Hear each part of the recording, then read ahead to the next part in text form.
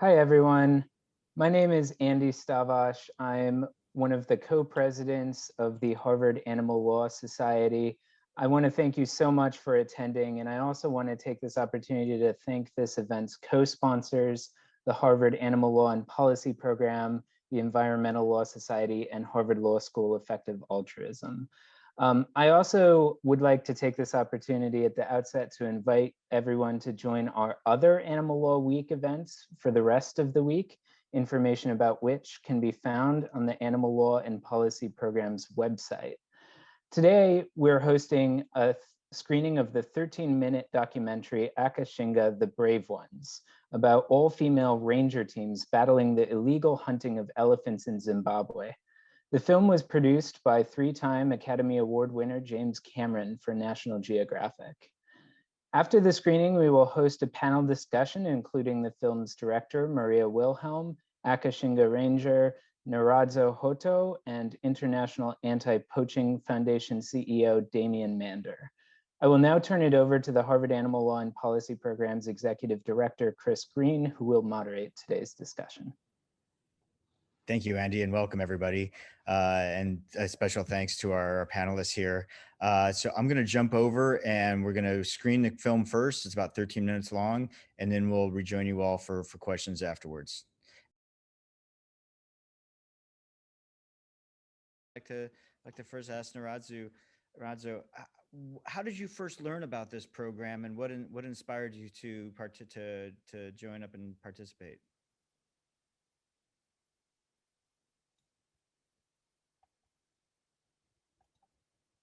I think you're still muted. Thank you. Yeah, thank you very much.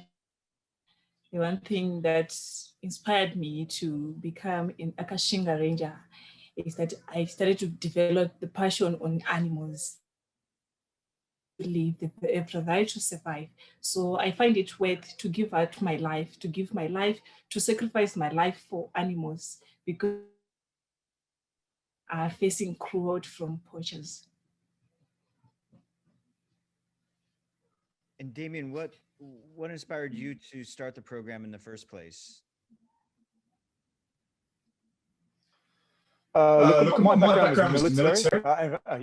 Look, Chris, thank you, everyone, thank you for pulling today together, and everyone for being here. But yeah, my background was military, and when I entered the conservation industry, it was at a time that it was becoming increasingly militarized.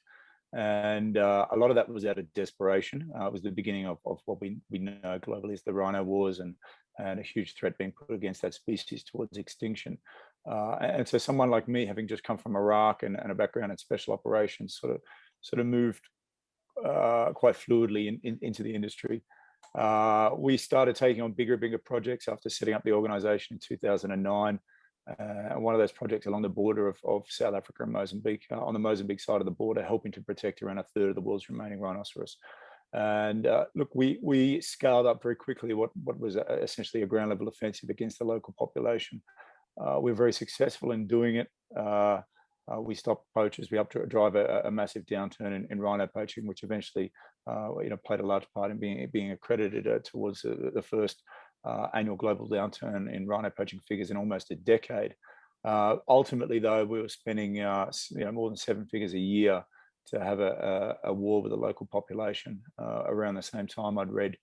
I want to ask you, how did you become connected to the Akashinga program and decide to document it all? I have been inspired by Damien's work and the Akashinga Rangers since I heard of them.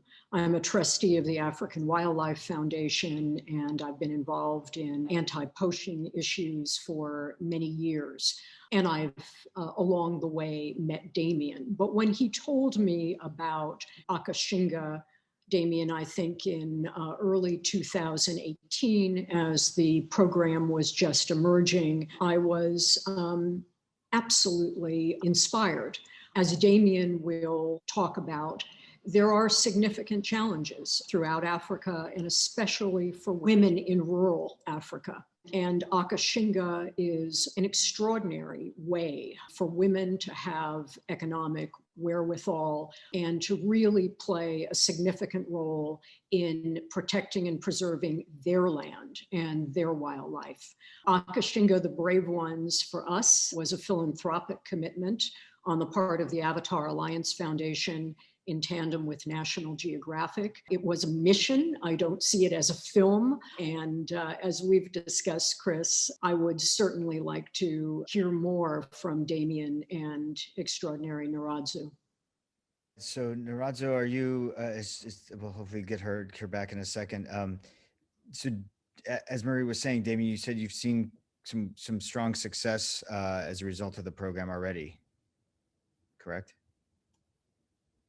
Yeah, sorry for being cut off there, everyone. So just to wind it back a little bit, just to finish off what you asked before.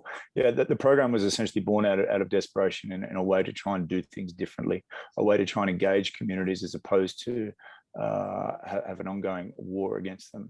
History is littered with failed examples of an occupying force trying to have a long-term good relationship with the local population.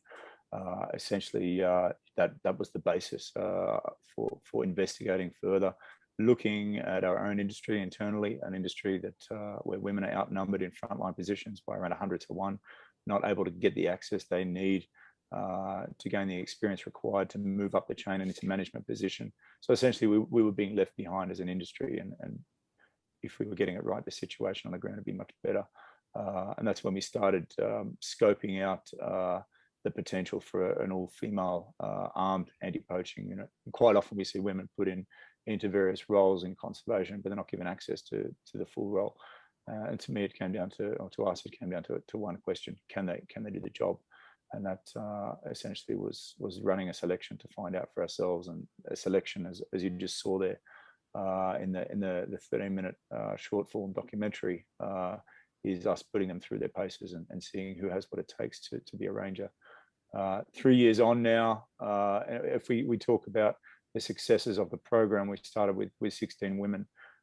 We've now scaled the program. There's 240 staff and trainees with Akashinga. There is a reasonably even spread for men that are given construction roles in the communities doing work and labor.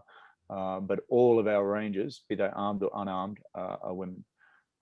We have spent the last 12 months building a training facility here to deal with the scale up that we're seeing or planning for Akashinga.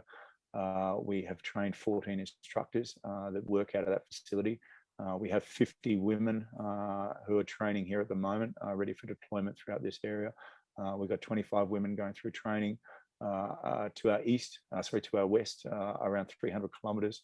And what started in one reserve is now scaled up. We have 8 reserves under contract or lease in conjunction with the local rural district councils and local Indigenous communities. Those leases range anywhere from 20 to 45 years. What would be interesting for our listeners today, before I hand back over to yourself and Nyaradzo, what would be interesting is that the areas that we take on are former trophy hunting areas. They're not national parks. So if we look at landscapes, and this is where we went from being an organization that focused on sexy species, elephant, rhinoceros, ones that were being targeted by the most aggressive tactics. We went from an organization that focused on those to understanding that the future of human civilization is dependent on our willingness to preserve biodiversity. There's never been a more pertinent time to push that message home than now, while civilization is on its knees because of the way we treat nature, and in particular a small scaly anteater and some bats in China. So we're getting the message. We're not the main act. And the more that we think of ourselves as the main act, as opposed to part of a very complex system that's been around a lot longer than human beings, the more that we, if we don't start considering ourselves as part of a bigger ecosystem, we're going to become the endangered ones. Now, in line with that thought process, taking on larger landscapes, wider ecosystems became much more important than just protecting national parks or fortress conservation, looking after small pockets of land and making them very successful. The Zambezi Valley, one of the most iconic ecosystems or landscapes on the African continent, is a tapestry of land held under different structures, whether at national parks, safari areas, campfire areas, which is held under communal land trust. where historically the economic model has been trophy hunting to generate income for local communities. As hunting declines as an industry, generally because of reduced wildlife populations, shifting restrictions surrounding the export and import of trophies to places like the United States that used to make up 52% of the ivory hunting clientele that came to Zimbabwe. And then lastly, a generation raised on social media that doesn't want to hunt anymore. So we take all those things into consideration. There's a shrinking client base for hunting, and these areas that we take on are areas that would otherwise be lost to human settlement or agriculture. And these are areas that link the national parks. These are areas that don't have the same status as national parks. And they're essentially lost causes. And from a conservation standpoint, I consider lost causes the most important ones to fight for. I don't want to be one of a list of 20 NGOs fighting to work in a national park. I want to go when no one else is doing the work.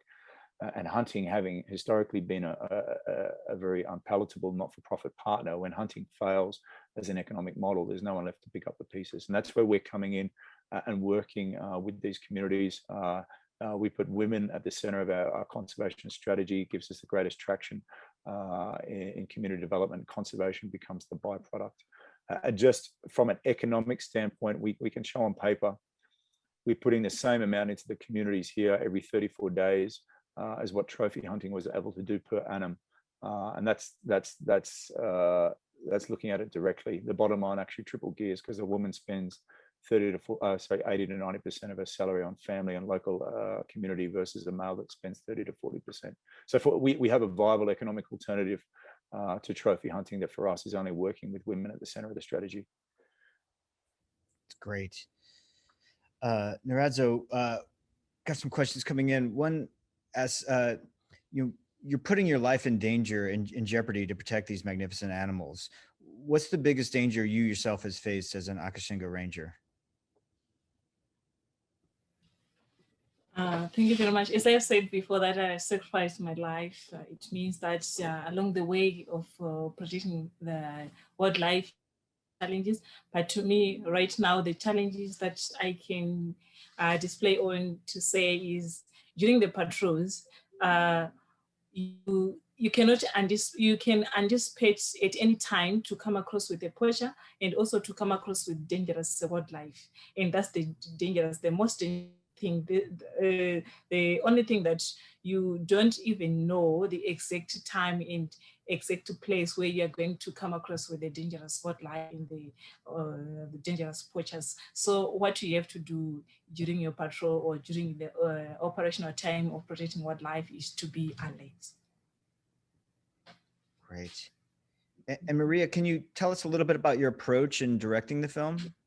We wanted to really celebrate this extraordinary community of women, and we wanted to bring forward and emphasize their interdependence, their sisterhood. This was not a film about poaching per se. It's origins, the involvement of criminal syndicates. It was really about Nyaradzo and her wonderful sisters. We tried to take a more cinematic approach to the film. We tried to control our shots and plan them. And we hope that we provided something that is inspiring, that gives people a sense of hope, and that really asks them some fundamental questions. If Nyaradzo and her fellow rangers, in many ways, against all odds, with incredible commitment, with courage, with their hard and long days, as Nyaradzo just said, in some challenging and dangerous circumstances, if they can do it, what can you? That's what we were really trying to say. And I hope we did. I think so, for sure. And following on that, Damien, I think I first saw you speak in 2018 at the Animal Law Conference, or the Animal Rights Conference. And you talked then about another reason why you wanted to focus on developing these teams of women rangers was that you felt that women were more integrated into the community and there was less likelihood for corruption, and that corruption is a problem. Can you speak a little bit to that? Yeah, so the benefits of this component of the program lead directly into the economics that I just spoke about. Zimbabwe currently sits, so if Denmark is number one, Zimbabwe sits 157 out of 180 countries on the Global Corruption Index. It is one of the most corrupt countries on the planet. Being able to remove that from any equation, anything we're doing, gets us halfway home to whatever it is we're trying to achieve. Historically, and still in many areas, men are recruited from across the country and brought in to protect an area. And the reason that is done is to avoid collusion or corruption with communities they may have grown up in. With the women, and as we scale up the program, we haven't, they're either really good at it or we haven't seen any incidents of corruption. And so as we scale up, it means we can increasingly recruit from the communities adjacent to the areas that we're protecting. And 95% of our staff come from within about 14 miles of the boundary of the area that we do protect. What that does is it turns the largest line item in our budgets, which is ranger salaries, into a direct community investment. Yeah, so it's not an investment coming in at government level. It's an investment coming in at household level and into the hands of women. Around 62 cents from every dollar that we spend operationally goes back into the community, bearing in mind we can't buy engine parts and fuel and that type of stuff. And 80% of that is coming in at household level. So we essentially get to spend the same dollar 3 times. First on women's empowerment as the most effective dollar that can be spent on community development, being the second way the dollar is spent, and third as it was originally intended for conservation. Yeah, it's fantastic. I attended the CITES convention in South Africa in Johannesburg in 2016. And I remember the story from a ranger from Kenya Wildlife Services telling how they got into a skirmish with some poachers and prevailed. And then on one of the bodies of the poachers, the phone was ringing and they answered it. And it was their own supervisor, ranger supervisor, warning the poachers that the patrol was coming. So the corruption is pretty endemic. And to what Damien was just saying, Nyaradzo, what have you seen changes within your community that the Akashinga Ranger program has fostered and brought about? Yeah, since we have started, I've seen a great change because at first the women with men to the men's side, they were very jealous on us. By the time we were driving along the communities, the villages, they would mocking at us, even down the NH from us, saying a lot of things about it, that we couldn't make it. We couldn't make it because before this job was only meant for men. In the world, most of the people were only knowing that only rangers can be men, but came to the surprise to this model that rangers can be women. So at first they couldn't accept it, but right now we are in good books with them. We are just working hand in hand with them to understand that rangers can also be women, and also they've understand the goodness of women to become as compared to women, as compared to men, like Damien have said before. They've understood the introduction of the women rangers. Great. And a question from the audience: what advice, Nyaradzo, what advice would you give a young woman who wanted to be a brave one?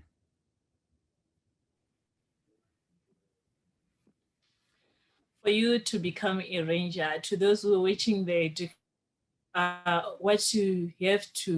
what you need to have is character and spirit, and all the things you can be taught. And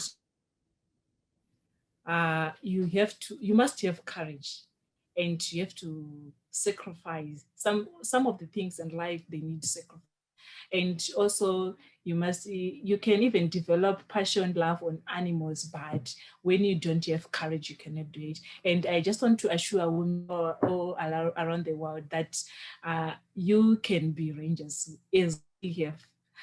Right now, nobody could dream before that women can be rangers, but now we have Akashinga team, who are the role model for Africa, being the first Akashinga, all women Akashinga rangers. So nothing is impossible. You can do it. What you have to do is you must build courage inside yourself, and you have good character and spirit, and the other things you can be to grow up.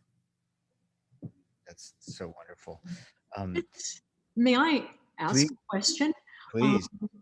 Nyaradzo, can you speak a little bit more about how Akashinga has changed your own life, your educational path, and then among the other rangers, some of the community investment, being able to build houses, being able to educate children? Thank you very much, Maria, for the question. From my personal history, Akashinga have totally changed my life, because right now I've got a lot of things that I can list that I've achieved through being an Akashinga Ranger. Firstly, I've managed to buy a block of land for my family, and also to send back my brothers to school, and even to send my child to school. And I've also managed to acquire a driver's license, of which it is something that is worthy when you are an African woman having a driver's license. And it's something that is sound, something that is I've got a big value in the community when you are called a driver when you're a woman. And also from there, I am now a part-time student at one of the universities in Zimbabwe, pursuing on bachelor's in wildlife ecology and conservation, of which before I was joining Akashinga, I haven't been a student at university.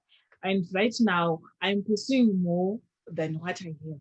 And to my colleagues, some of them, they've managed to build houses for their families. And I'm not only the only driver here in Akashinga team. We have a lot of drivers. We have managed to acquire driver's lessons. Some of the rangers have gone back to complete their O-level educations, and some are also pursuing to go further on their education. And besides that, it's not like when you are an Akashinga Ranger, you just have to remain being an Akashinga Ranger. The International Anti-Poaching Foundation is not limiting us Akashinga Rangers to just remain as Rangers. They are giving us opportunity to do whatever we can so as to develop ourselves. Great. And you touched a little bit about this already, Damien, but a question from the audience. What role do you see Rangers playing in the future of African development as a whole? As I stated before, independence future. Got an echo going, Damien. Sorry.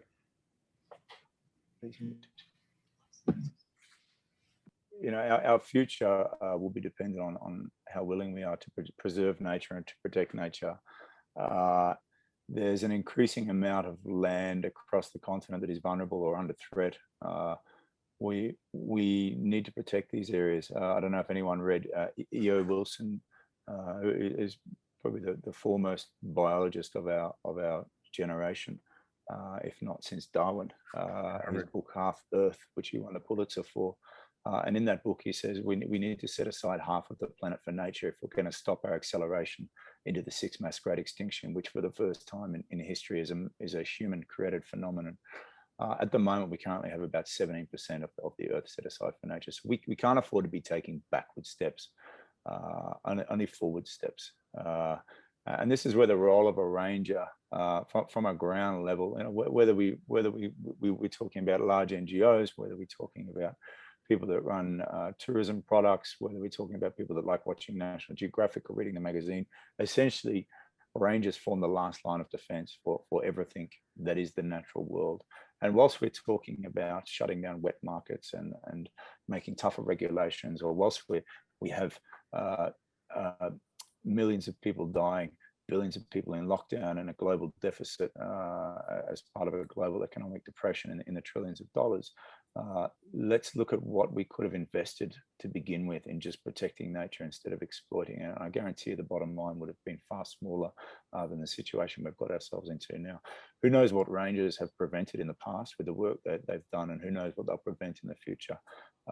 We are not everything in regards to nature conservation, but we are a critical piece. This is what we specialize in, is protecting the natural world at ground level, at grassroots level.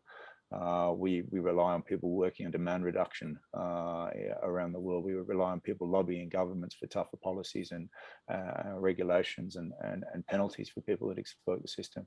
We rely on people working in social development circles, which often fall on the shoulders of conservationists because there's no one else to do the work in the communities that are alongside the areas we're trying to protect. We rely on agencies that specialize in transnational crime, where animal parts are often just another commodity alongside guns, drugs, and human trafficking. So yes, how important are rangers to the future? They're critical to the future. And I mean, if we look at the United States, you know, I've got nothing against ballet, but more money philanthropically is given each year to ballet than is to conservation. And philanthropic giving in the United States, around 95% goes to humanitarian causes. With the last 5%, I'm sure many people listening know this stat, the last 5% reserved for all climate, environment, animals, both domestic and wild. And I'm not saying we need to change that right around and we get the 95%, but we do need to have some balance and then realize that if we don't invest in nature and the people that protect it, then, you know, everything else, it doesn't really matter. You know, we're gonna be so far behind, we won't be able to come back. Great. And Nyaradzo, what additional tools would be most helpful to your mission as a Akashinga Ranger? What more tools or resources would be most helpful to you, do you think?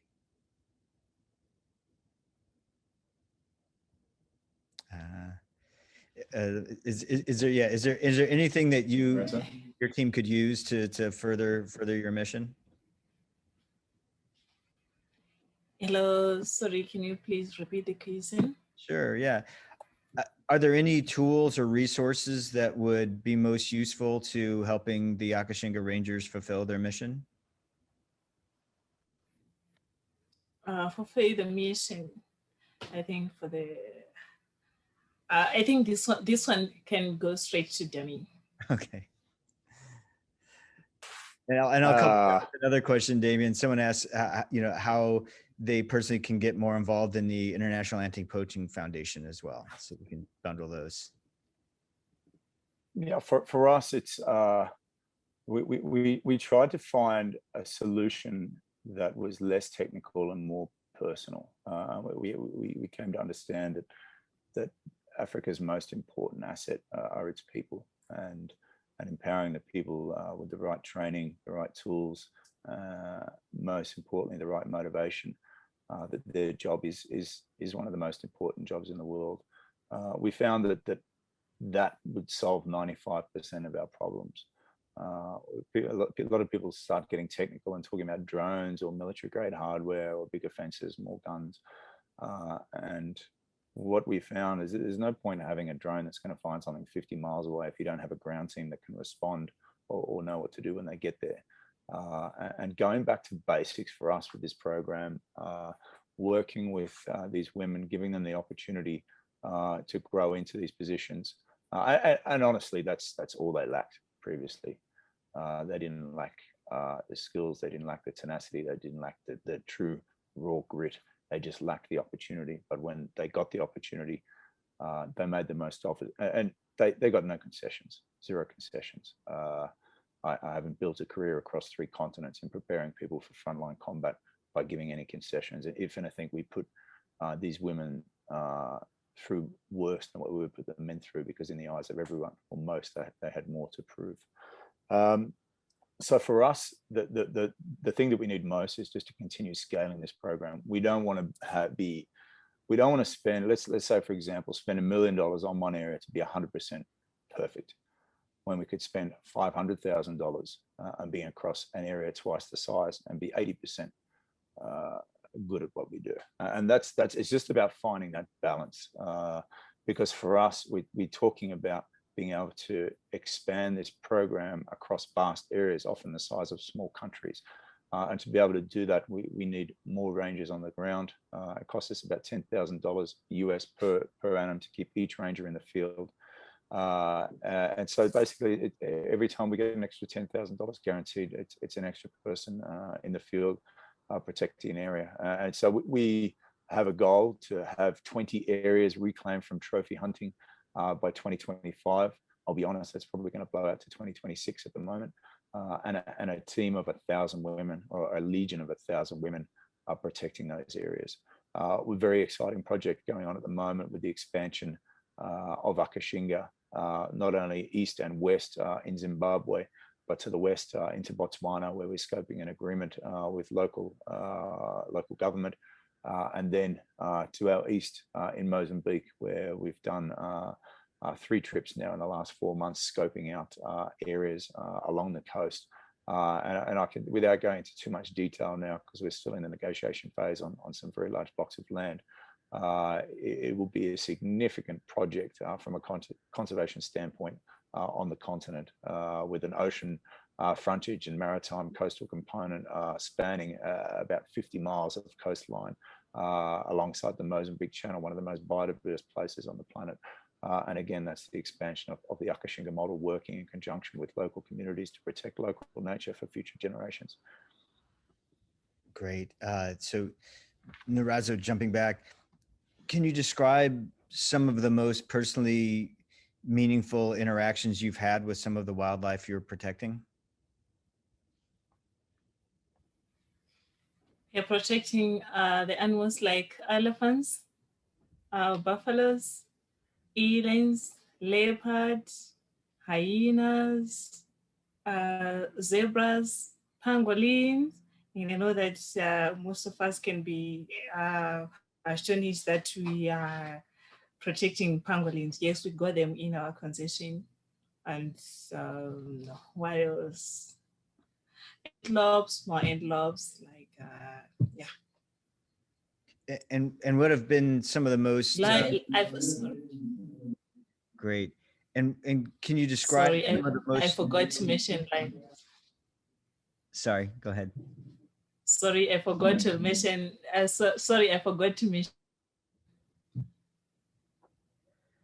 Okay, can you say that one last time? I think you cut out there. Okay, and all right, I said I forgot to mention lions. No, yeah, for sure. And what have been some of the most personally meaningful interactions you've had with some of that wildlife in the field? Yeah, one day when we were in patrol, when we were during the patrol, we had come across with a male lion. It was just like 15 meters. It's just an estimate of the distance away from us. And this was the first time for us to come across with lions. And it was a little bit scared to us. And we have managed to see the lion properly, and we have managed to move away from the lion, and we leave it in peace and harmony. And one other day when I was driving in the park, I came across with an elephant bull.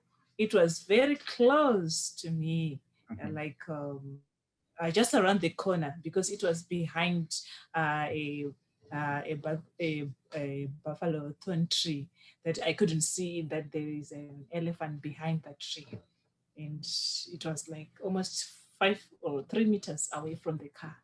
And the elephants, right now, they are feeling very secured. It didn't even harm to us or do anything that is dangerous, but it's just moved away and continued with the browsing. That's great. Maria, the last time we had you at Harvard Law School just over a year ago, as part of our screening of the Game Changers, another film that you were involved in, another film involving James Cameron. His involvement and profile has really helped publicize some of these really important issues related to animals, both in the wildlife context here and in the food production context with the Game Changers. Can you speak a little bit about his interest and your interest in these issues, and sort of what drives you to keep seeking out and participating in projects like this and driving them? Our projects are an expression of our our principles of our philanthropic commitment. And with media backgrounds, we can, we hope, bring greater visibility. We can take active roles in supporting outside teams, or in the case of Akashinga and many other projects, we just do it ourselves because we feel there is something to say and something we want to support based on our principles. Chris, I have a question, another question for Damien, and I think it's an important one. Damien, running an NGO is a brutally hard, often thankless task. You've said to me numerous times that you are working yourself out of a job. And that's part of your role every single day, that Akashinga is increasingly a women-led program. Yeah, correct. When we started the program, we cast the net fairly wide initially in the local community, and as we scaled up around the country, and what we found is that there was a distinct lack of women that had been given the opportunity to gain the skills needed for us to slot straight into management positions, into training positions, and leadership positions. So we've had in a lot of cases, or most cases, had to be building that capacity from the ground up. And the program's around 3.5 years old now, and some of the women have really matured well into these positions. Our training team, there's 5 women that are part of that training team, including Juliana and Petronella, who are currently deployed over in Binga Rural District Council area, about 300 kilometers to our west. Sorry, you guys have got the whole miles thing going on. It's 300 kilometers, whatever the conversion is on that. But they went up to Kenya and did a 6-month training program up there, and then came back, and now, as you saw in the video, helping lead the next generation of Akashinga Rangers. So I'm spending less and less time in camp. The management of the program here, I'm able to come back up to sort of 30,000 feet, where I've been sort of stuck down in the weeds and mostly on the ground over the past 12 years, and now being able to come up and look at the organization and guide it from a strategic level, looking at new programs, also focusing on the fundraising side of things. I can focus on those things 100%, knowing that the job on the ground is being done. So yeah, it is. We'll continue to expand and push women forward. Myself and Nyaradzo are supposed to be actually in the States in a few months on the National Geographic Live Speakers Bureau. That's not going to happen until next year now. But having for someone that's had to do a lot of public speaking and lectures to try and raise funds over the last 12 years. The last tour I did with Nyaradzo, I pretty much just stood back and watched her and took notes. She's a natural public speaking Jedi when she's up there on the stage. And for a big tough guy covered in tattoos, I may have even had a little bit of water balling up in the corners of my eyes. So yeah. This is wonderful. Nyaradzo, have you been actively out helping recruit other women for the Akashinga program? Yeah, I've been helping them to build up the courage so that they can be Akashinga, and so that they would remove the fear in themselves, because some of them they could fear that, oh, I couldn't manage to be a ranger. So by becoming the role models, we are there to push up some other rangers, so that we can move on, so that we can work as a team. Since here at Akashinga team, we work as a team, we work together, we work as one team with one spirit, as one family. Wonderful. And Damien, in your scene in the Game Changers, you talk about this personal realization you had of your, on one hand, protecting this wildlife, at the same time, then you were going home and eating animals at night, and how the internal shift that happened. Can you speak to that a little bit? Yeah, I was as meat and 2 veg as they come. I used to get my steak and run it through a warm room and it was ready. You know, so I was the guy that grew up hunting the red meat, redneck, almost. If we don't have rednecks in Australia, we call them bogans.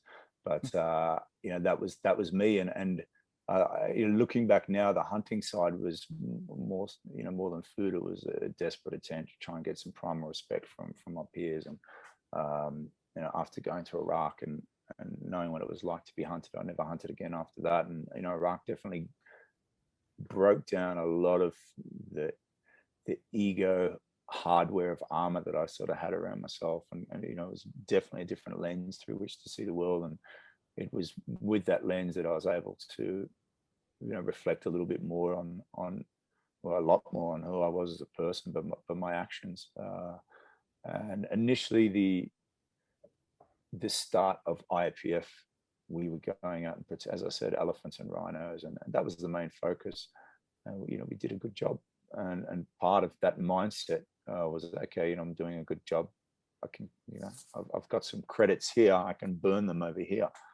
And ultimately, and I kept calling myself out. I was getting up on stage and telling people we need to look after the environment and animals. But I was fueling an industry that's responsible for more animal deaths than anything else on the planet, and the greatest negative environmental impact on this planet. And you know, I'll get shut out on a conference, on a conservation conference, because I'll get up there on stage and tell them there's two types of conservationists. There's vegans and there's those that don't want to take their work home.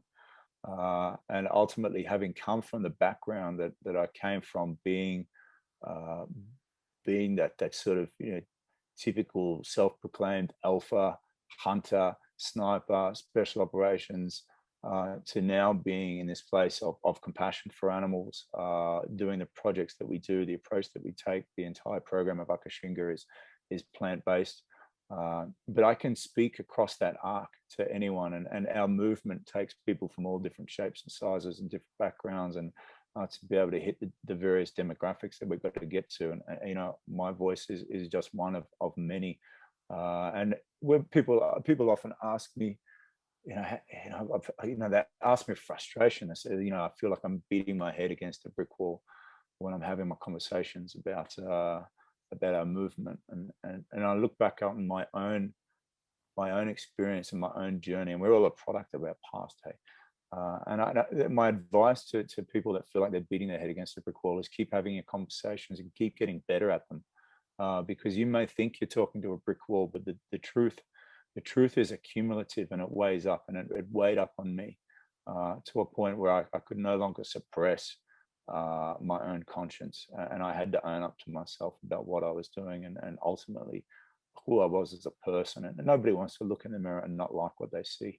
And I'd reached that point, and that was it for me. So about 3 years into starting IPF is when I stopped eating animals. But I mean, you've got one of the best case studies in the world. You've got a team of women operating in one of the harshest and most remote locations on the planet, doing one of the toughest, most dangerous and demanding jobs, and they're doing it on a plant-based diet, and they're thriving.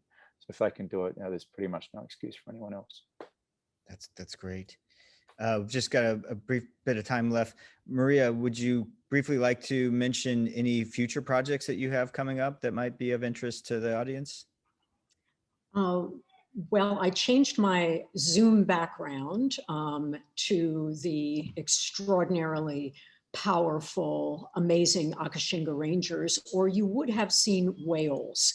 We have a program, a series with National Geographic that will start airing on Earth Day on Disney+. It is Secrets of the Whales, on whale culture and communication, with the great National Geographic photographer Brian Scarry, who spent 3 years in 23 different locations capturing extraordinary behavior, intimacy, whale community in a way that certainly I had never seen. So we're very honored to be part of that series. I could probably talk about a lot more, but I won't. That sounds great. And so now we're towards the end of our time here. Nyaradzo, I'd like to give you the last word. Are there any messages you would like to send out to this community of people that are really appreciative and inspired by what you do? Thank you very much for the opportunity you've granted me. It's my pleasure. I'd like to spread the word to all women around the world, including men, that women can also be leaders, women can also be rangers. And if you have courage, character, and spirit, nothing is impossible. You can move on. You can stand on your own. You can do something that is great that nobody could even anticipate that you can, because before, most of the people couldn't even believe that women can be rangers. So I just want to encourage people that they have to be strong enough. They have to build up the courage, and they have to remove out the fear of trying to do things. Because if we couldn't have a try, or if Damien couldn't have to introduce this model of Akashinga, all female rangers, we couldn't be here like what we are. So what we need is to have courage, and everything is possible.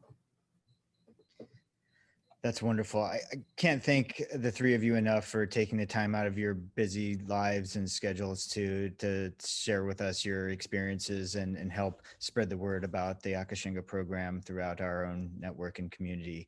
It's a wonderful film, and it's a great document, and hopefully it's a testament to what you do and just helps provide further fuel to supporting the work that you all do.